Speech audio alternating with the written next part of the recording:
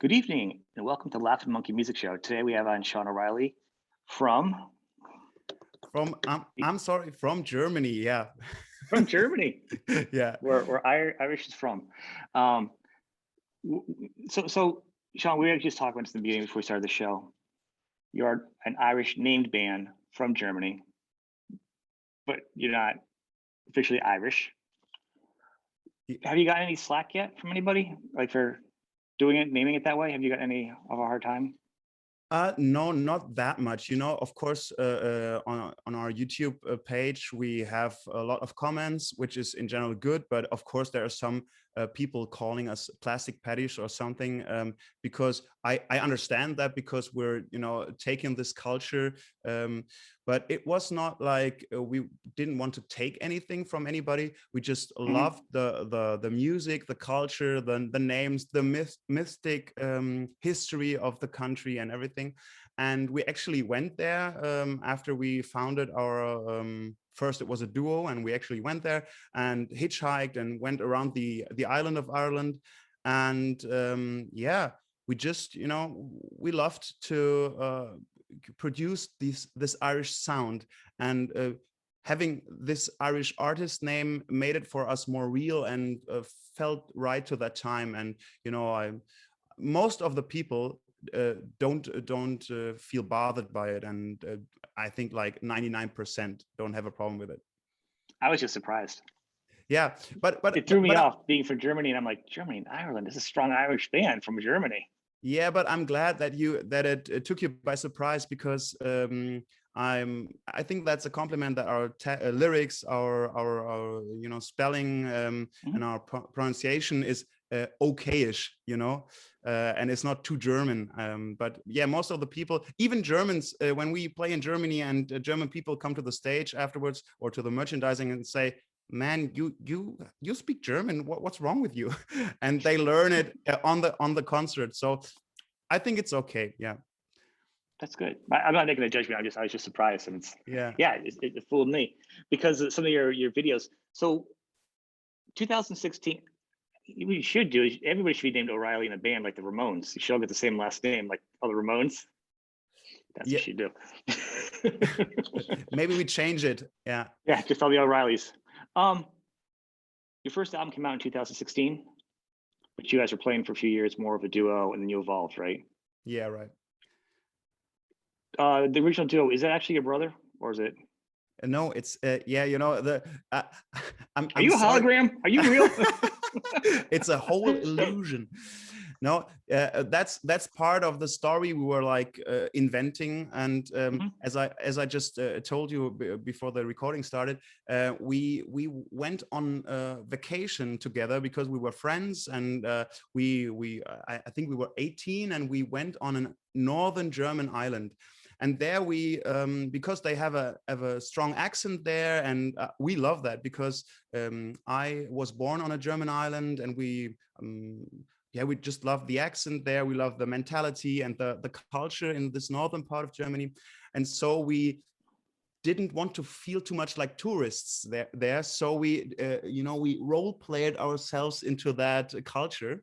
And on that vacation, we went to an Irish pub. We learned Irish folk music from my friend, Dwight O'Reilly, my brother, so to say. Mhm. He had an MP3 player with Irish music on it, flogging Molly and stuff. And we just fell in love with that kind of music. And then, because we were in that role play mode, as 18-year-old, beer Mhm. drinking guys, we thought, okay, let's do an Irish band. Let's check out what we can do there, because we love that kind of music, apparently, and let's have Irish names. And then we thought, okay, let's do it. Let's be brothers, and let's name ourselves Sean and Dwight O'Reilly. And yeah, from that on, everything evolved, because first we were a duo. Afterwards, more people joined the band, and we thought, hey, you should have an Irish name too. And then Paddy and Emily O'Farrell and people joined the band. From the standpoint, from the perspective nowadays, I'm not sure if I would do it again that way. But it's it was just fun and felt right to that time. And yeah, so here we are, and the band's called the O'Reillys and the Paddyhats. So it's somehow plastic paddy stuff. Yeah. Yeah, I don't know being an American, so I'm more looking on outside. Yeah, nowadays in society, everybody is upset over certain cultural changes of people taking it. So yeah, probably in hindsight, it would have been a little different.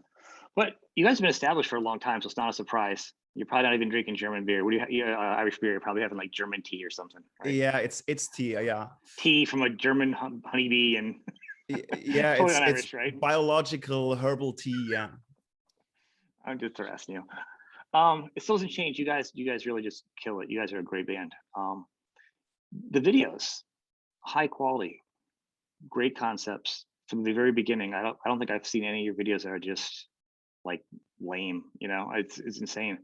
Is that from the beginning? Was that a concept? Do you have somebody that does video? I mean, it feels like out of the start and you guys had everything kind of like locked in. First of all, thanks for saying that. And I myself am, part-time in the band and part-time filmmaker, and make a living out of it. So I, from the beginning, had a strong interest to make good videos, and I am, if it weren't for the band, I wouldn't do videos and produce videos for a living, because I learned how to produce videos by being forced to produce music videos for the band, as it would have been too expensive. And I know for the Barrels of Whiskey shoot, which was our first real music video, we asked companies, and they said, yeah, you need at least 10,000 euro for such a story you proposed. And that was probably right, but we hadn't such an amount of money to that time. And so we thought, okay, let's do it ourselves. And I studied music and media, and I just love filming, and so we produced the story. We always thought, okay, let's have a strong narrative, because there are lots of music videos out there just performing, and we love to have a story. And speaking of having those artist names and everything, I think it's good to have a whole story, and to have people dive into a world. And all our lyrics and the music comes from our hearts. It's not, it's our names may be fake, but the music is authentic and comes from the heart, and all the stories and everything. So this is not fake at all, Well, yeah, you're a complete concept, the whole band, a full package. Yeah.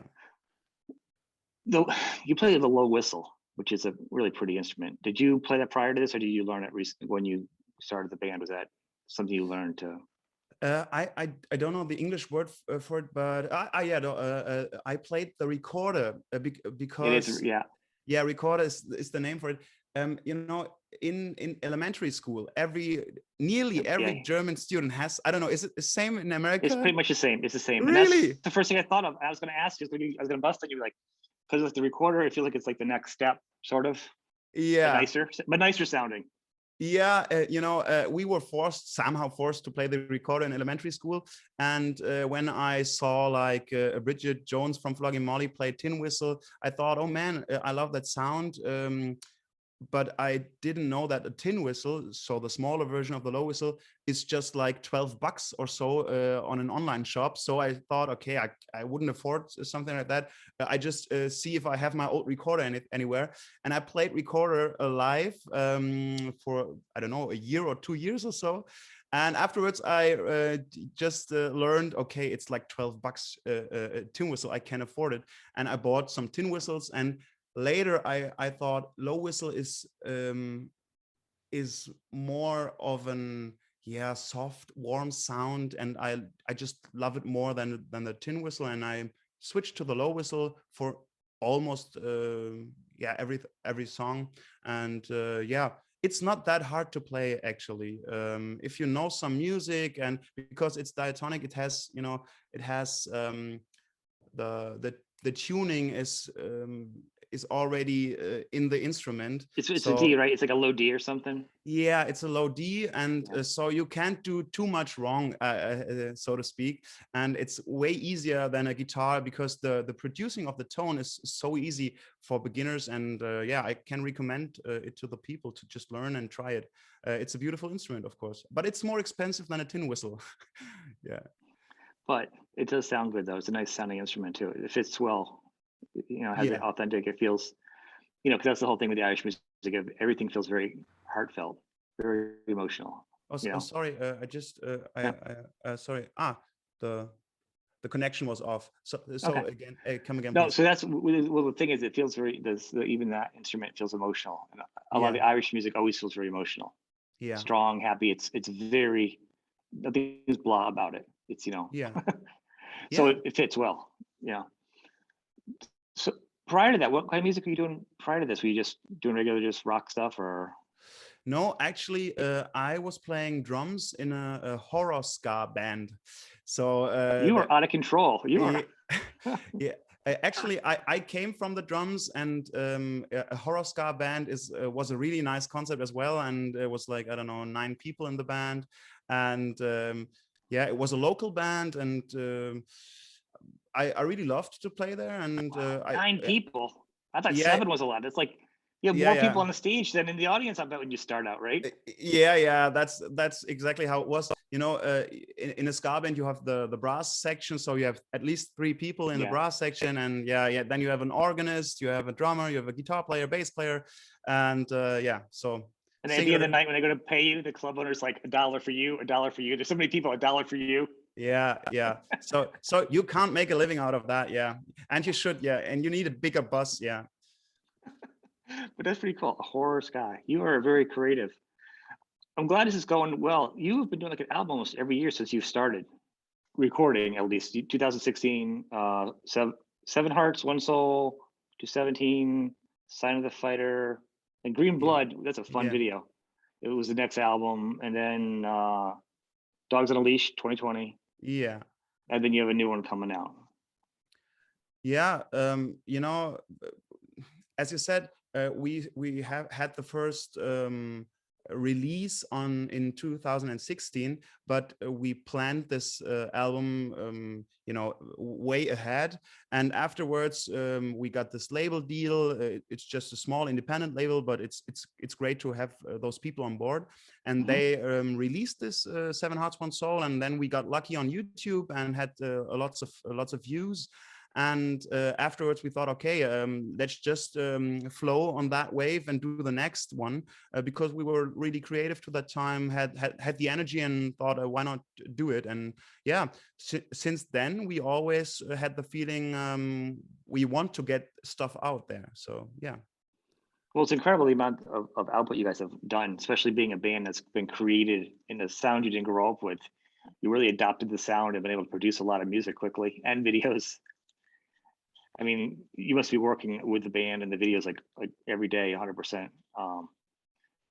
In songwriting, is it who does all the songwriting? Is it a collective? Is it you? It's mostly the two O'Reillys, so my brother Dwight O'Reilly and me, and yeah, he's writing most of the lyrics, and of course some melodies are from him. And sometimes in a rehearsal we play things, and people throw things in. Sometimes our producer, who's a great producer, throws in ideas that are really essential in the music. But most of the songwriting and arrangement stuff is done by Dwight and me. Yeah. Very cool. Yeah. Let's talk about what's going on now. So with COVID, it's been kind of weird across the world. But you were saying earlier, there's been some shows have been playing out in Germany. What's it been like there for playing? Yeah, you know, we consider ourselves really lucky because we had the option and the opportunity to play, and that was just because of some promoters who you know, had some really nice concepts where you felt as audience and as band really safe. So they had, for example, this huge beach chair events where they put like 400 to 500 beach chairs in a stadium. Um, and a huge stage. Those stages, I can tell you, people with how you say afraid of heights, people who are Yeah. afraid of heights, Yeah. they had real problems there because it was like 8 meters high. From and yeah, because What's that, if like you're 24 feet? 24, 20, uh, almost 30 feet. Meters are uh, like 30. yeah, I'm not sure. Eight Yeah. meters is like so normal people are like 1.8 meter tall. So Okay. I don't know Yeah. how is the Like that. how tall is a normal human in feet? Uh, 5'10", almost 6 feet, between Okay, low 6 feet, a couple inches. okay. A normal male. Yeah, So yes, yeah. So it's somehow like 20 feet or so. Those stages like 20 yeah, feet. I think it's like almost 3 meters to a foot. Yeah, That's insane though, to yeah. play That that. that yeah, that was insane because if you have a beach chair behind a beach chair, you don't see a lot. So the stage has to be that high, and there were different concepts like yeah normal tables, or they had those like fences around a table, and Mhm. so you were just like in a little jail. And yeah, you know, it was really controversial. People said I would never go on a festival like that, It's like a what little the pen, like a little pig pen. yeah, right. And others said, man, at least it's something, and we have some live music. So we played those festivals and we really loved it. But on the other side, those festivals weren't really sold out because in society they are careful. They are you know, it's not like people are running like crazy on concerts here. Yeah. It's tickets are selling, you know, like I don't know, like 50% or so from earlier days, even if it's possible, because yeah, society is somehow split up. Well, people are afraid. And how are you guys with vaccines over there? Is everybody getting them, or has it Uh, been volatile?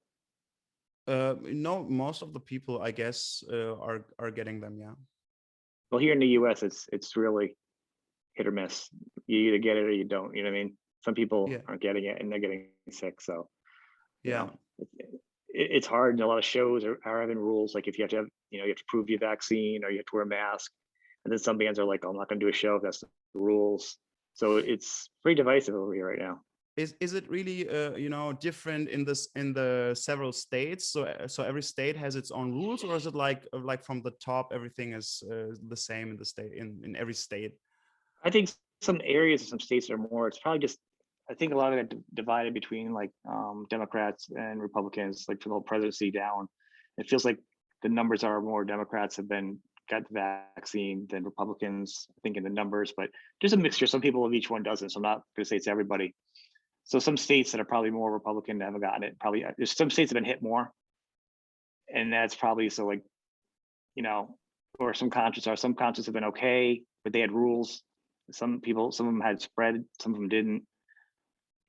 Everyone's just arguing over it, Yeah. and people just want to play and be safe.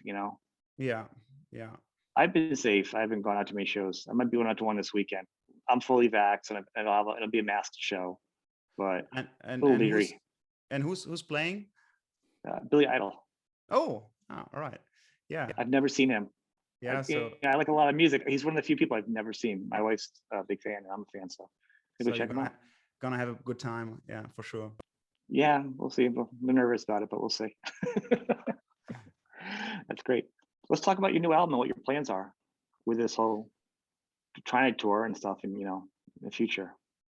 Yeah, you know, In Strange Waters is a really different album, and it wasn't really planned because Hmm. we thought because we just turned 10 and had our anniversary year, and we thought, okay, what could we do that is special because we turned 10. And we wanted to make a documentary about the last 10 years because we filmed, you know, every tiny bit of the past 10 years of the tour, of the making of the videos and everything. Really? And yeah, because you Oh, know that's a lot of footage to go through. it is like, I don't know if you know about disk space, but we had Oh like yeah. 70,000 gigabytes of space to go through, and yeah, it's a lot of Wow. stuff, and it's great stuff because I think we grew up as a band in a time where we could film everything because there were smartphones and GoPros and everything, and so we have a a really concrete picture of how the band evolved, and we made this movie, this documentary, but we thought, okay, we're not Metallica, so we should put some music to this product, to the, if you just put out a Blu-ray, not so many people will buy it because and it's expensive to produce such a Blu-ray. So we thought, okay, let's do some music with it. And we thought of an acoustic album first because most of the people would have liked it, I guess, because it's Irish music, Irish rock music always has lovers in acoustic folk music. And it's based out of it. Part of it's a big part of it. It's yeah, exactly, it's part of it. And because it's part of it, we thought it would have been too easy to just leave the electric guitar away and that's it, that's an acoustic album. So we thought, no, let's do something different. And during the studio time, we tried different things, and in the end it turned out to have yeah, a great character, because every song turned to be a different genre. We have the last release was 2 days ago, was a ska song. We have an like a how you say, barbershop song. We have a metal song where we got a feature with Doro Pesch. We have so many genres, and we had so much Doro. Yeah, and we had so much fun figuring out those genres, which is, I think, a big part of Irish folk rock music as well, because it always has been blending two genres, and we were just blending more genres in it. We just went into a pop way, into a dance music way, because we just thought, okay, let's go crazy on this one. Just let's do something fun here, and it was a lot of fun. I can tell you that. That's pretty crazy. It's pretty creative though too. It really makes it a fun band to be in. How'd you get Doro? Was she a fan of the band or? She wasn't, but as I told you, I'm filming myself. I'm working in video production, and network is everything. So the label chef of our independent label works with Doro, and he asked me to produce and edit the latest release of her, which was a Triumph and Agony live Blu-ray, yeah. And I cut it and edited the live footage, and produced an interview with her where she told about the process of producing Triumph and Agony back in the day. And yeah, when I met her, she was really nice, and really good person, really gentle, and yeah, and we had a good time, and we talked a lot over the phone, because yeah, she does a lot of the production herself. She says, okay, I like that, I don't like that. And so we talked a lot, and in the end of the production I said, okay, Doro, by the way, if you want, we would be glad to have you on board on that one. And she I say stunningly said yes. Yeah, so that's great. Yeah, sometimes you just got to try, I guess. Yeah. That's pretty funny. That's really good. But the album, so it's pretty smart to have the music with it too. So the what is the release for it now? Because you've been doing videos with it, but is it the album's coming out, you said in October officially? The album is the release plan is the album is being released on the 22nd of October, and we will release 2 more singles before that. So next week we will release Yesterday's Rebel. So by the way, those songs were all released prior, because those are all songs we have in Irish folk punk style, and we just reinterpreted them and reinvented them. So next up is Yesterday's Rebel next week, next Friday. And we filmed, nobody knows that yet, so it's you're the first I tell that. We filmed in how you say, in a ferry, like an an old ferry where you have those car scooters, you have those ball throwing and guns, and yeah, we filmed there, and it was a nice video shoot as well. So yeah, we have different videos coming up, and 2 more singles to go. Yeah. When you do it like that, that's really cool. because they used to do videos at different times. Do we release a bunch of videos first as singles? Do you think that helps the album now if you do a bunch first? Because it used to be like you would do an album, like do be a single, and the video would be out like a couple weeks before, like 1 week before, and then the videos would go through the life cycle and the legs of the tour. You're doing it Yeah. totally differently. How does that work for you guys? You know, I think music industry changes all the time Mhm. and has recently changed a lot. And Yep. I'm not even sure if it needs a whole album, because like in hip hop or so, people only release singles nowadays. And I think for social media, that would work perfect because now we have some month full of releases and new music coming. And afterwards, it will be half a year without releases, or a year even without releases. So the algorithm is, like upset about us. And we put, stuff into the internet because we have to. So maybe it would have, maybe it's the best way, the new way to constantly release singles. And in the end, like after you release 10 singles, maybe in the end, put an album together and say yeah, the last released singles will be an album now, and not to have it the other way around. I don't know. Maybe this is the new No, way. that's good. I've heard that before. That's why I'm asking, because Yeah. there are no rules anymore, and record labels were like just banks Yeah. controlling musical futures. So it was a weird dynamic that obviously didn't work because no one's doing it anymore. Yeah. And these are new models that people are doing, and that's why it's very interesting to see, how everyone is doing it. No. You as a listener to music, do you listen to album from song 1 to song 12, or do you pick songs from the album? Do you even listen to a album in a whole anymore? Yes. Yeah, you do.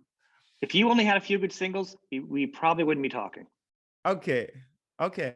Because Uh, I don't, not because I would not enjoy you as much, but I'm really invested in the music. all right. And if I like a band, generally if they like do a solo project or the band breaks up, the artist goes elsewhere. A lot of times I'll follow that artist also in other projects because I'm a supporter. I also buy vinyl, so I'm not probably the niche market for somebody, you know, nowadays. And do you feel like your friends, family do it the same way, or do they just, tune in the radio while driving to work? And if there's a single in pop, in mainstream radio, they like it. And do you have to be like you say, like a investor in music to do it that way? I think so. I think there's an age thing to it. Like I'm 50, so I grew up and I like vinyl and I had cassettes. Yeah. But like my kids, it's a thing when they go out and buy a CD once in a while. Very rarely, I think my daughter had one. They listen to everything online, Yeah. different artists. So even if it's like I'm like, oh, I've got copies of that. They're like, nope, I got to buy this download single. I'm like, I got the whole thing on a hard drive already downloaded. I already, it's singles. That's you're aiming for the right age group, because up until mine, but it's good if you have physical product at the end for older fans that because you do have Yeah. you know you get those kind of fans that support you in the merch in the rough times too. You know what I mean? Not the ones buying your singles. As an artist, I love an artwork as whole too. I love an album. I love to have 12 songs on an album, and I think it's good for an artist to have 12 songs from the same time, from the same a part of your life, because Mhm. that will make the sound, your character, then your understanding of the world then. And if you wrap it Like a apart. timestamp. Yeah. Yeah, right. Like a timestamp. If you rip it apart and put one single out in the early time of the year, one in the end, and maybe 1-2 years later, you don't have this piece of art anymore. So as an artist, I love that. And as a listener, shame on me. I listen to music on Spotify, of course, because it's so easy to just, find new music.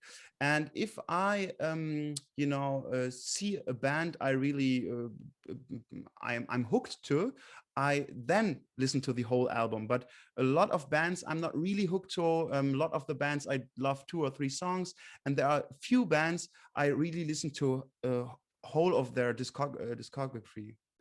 I like with me. I don't do Spotify. I do Apple. Yeah.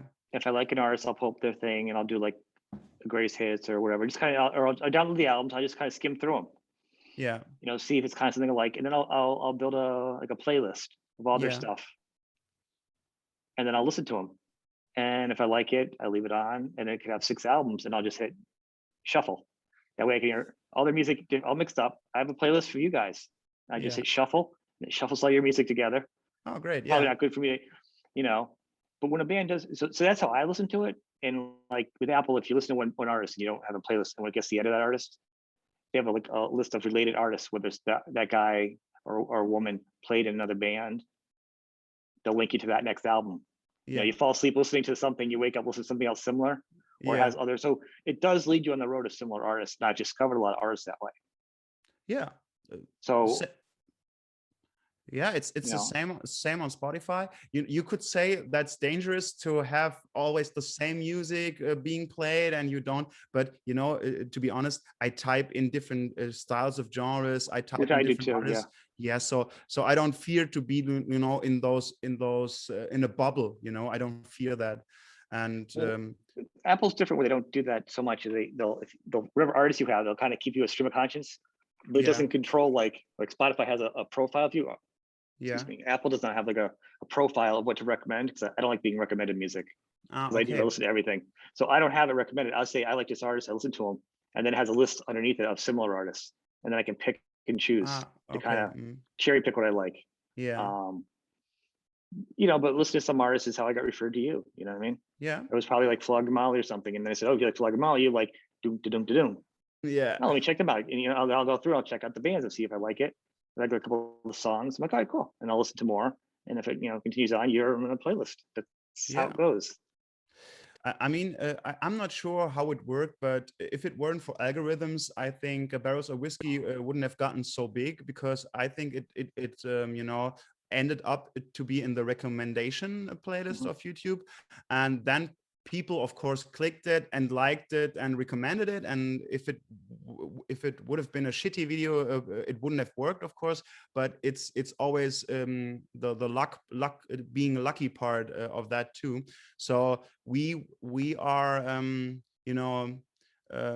having something from that. We are It's going to be, well, you have the quality. If you have the quality, you need like everything. If you have a bad video and you get the good hit, you might get a little bit of attention, but it's going to go away. Yeah. But if you're ready, you're waiting for it, and then all of a sudden it goes viral. Because when the boardrooms are like, go make a viral commercial, go make a viral video. You're like, what? Yeah. That's not how it goes. You don't know. I couldn't tell you what artist. I couldn't tell you what guest even is big. I just interview who I like. I don't even design my show around who's popular or what. I design my show around who I like and who I want to promote. Yeah, that's why I'm in here, gladly. Right. I mean, because but you never know. Like I've had people on my show that are like musically have been like huge and very few views, and then other people you would have thought like not so much. Yeah. It's popular because it maybe less time in the music industry or less albums out. Huge. Yeah. You just don't know. YouTube's algorithms are I don't know, the mystery to me. Yeah, it's. I think it's the same with the human part of algorithms. So, what is a hit? What is a song hit? You don't know. You don't know what people will like and what will hit it off. So, but maybe it's a good thing, because if otherwise people would start, as they try to always have the same parts in music and always have the same hit structure, which is gladly not working all the time. No, it's not. And, that's why you get bands like you. You're a little more creative, do you have a plan, like a bigger plan for a bigger tour as far as this goes? No, actually not, because things are changing rapidly at the moment, and we wait for it. And I don't know. We will see what happens. We are planning to go to the studio for a new record because In Strange Waters was just slipped in, and so I think and I hope that with the new studio record we will tour, because if not, it would have been the same with Dogs on the Leash. It would be the same with Dogs on the Leash, and that was not good, because Dogs on a Leash was a good album for us, but we never got the chance to really tour with this album, with the songs, bring it on the street. And we don't want that for the next record. So I hope, and I think we will wait to release the next studio record until we really can hit the road and tour again. Yeah. Are you gonna just how far are you gonna tour though? Will you tour like try to go to the States? You try going around Europe, just locally in Germany, Yeah. Ireland? Yeah, no, so to be honest, we love to tour outside Germany, and we always, if there's an opportunity to go to, we've been to, you know, for you guys, everything in Europe is far away, and for us, everything in the States is like really special because it's so far away. But we toured in Russia, on Santa Maria, which is an island in Portugal, on the Azores. And there's so many great countries, and people are so different, and we, you know, that's the good part of being a band, to, you know, travel for free and meet new people, and even meet people you would never meet as a tourist, see corners of the world you would not see as a tourist. And we have lots of festival gigs left to play in Russia, in the Netherlands, and of course we love to go to the States, and people ask us a lot in the comment sections. And we had one request to go to the States, one you know, concrete request, but then the pandemic hit it off and we couldn't go. But if we ever get a request to tour the States again, we, you know, it will be well planned. It should be well planned, because it's expensive to go to the States. All the visa stuff. Visas are ridiculous. Yeah. It's ridiculous, because our booker, he knows, he's been to the States with several bands, and he says, if you want to go there, so you have to go there for like 2 months. You have to tour, like, I don't know, if you want to play 10 gigs, that's like nothing, because the stage is that big. But yeah, I'm not sure how we would, you know, tour in the States. It's a grind. It's a grind for anybody to come to the United States that's not from it, because I know the visas are like between like 5 and 10 grand. Yes. It's like ridiculous for you guys, and that's a lot before you even get there. And then you guys are losing. You guys getting taxed, and the merch that you guys sell, it's a lot of money coming out of your pocket before you hit the ground. So, and I know it's not about the fans. I was just curious if there's any hope for potential somewhere. Yeah, you know, I think there's hope for potential if we have 1 or 2 gigs that are, you know, like well paid, to be honest, because that will pay the rest of the tour, and then you can go to clubs that are, you know, good for fans, and are underground clubs, and I don't know, and are on different places. But we have to have like I don't know.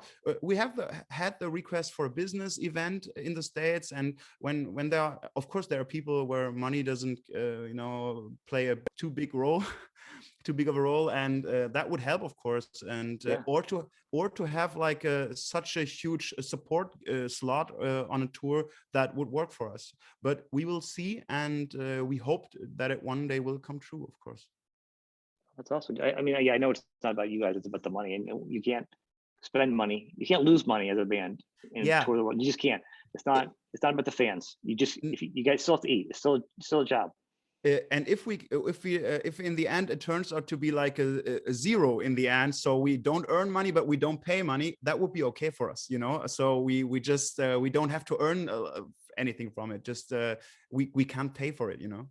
Yeah, I get that. So, and if anybody out there, you know, make it worth their while. Have them come over here once we get the pandemic straight. It's probably gonna be another crazy year. I don't think anything's gonna happen until the spring anyhow. I think there's a lot of stuff going on with the pandemic and then the you know, the flu season and everything. So the US is going to be much fun for a while. It's okay. If it's, you know, if we could be sure in springtime everything would work again, you know, I would be glad to wait that few months. So excellent. Well, I want to thank you for being on the show. This has been excellent. Thanks for having me and for the nice conversation. Every time again.